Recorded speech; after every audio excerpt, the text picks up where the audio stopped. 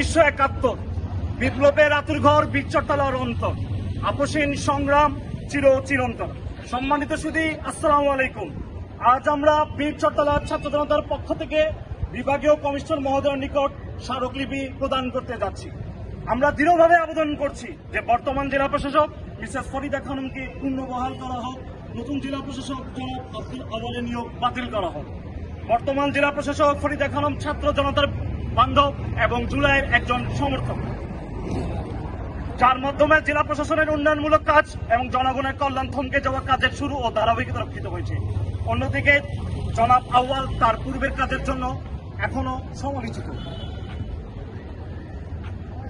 জনস্বার্থ, সামাজিক স্থিতিশীলতা এবং জেলার উন্নয়ন রক্ষাতে আমরা ফরিদা খানম ম্যানকে পুনর্বহাল এবং আব্দুল আওয়ালের নিয়োগ বাতিলের জন্য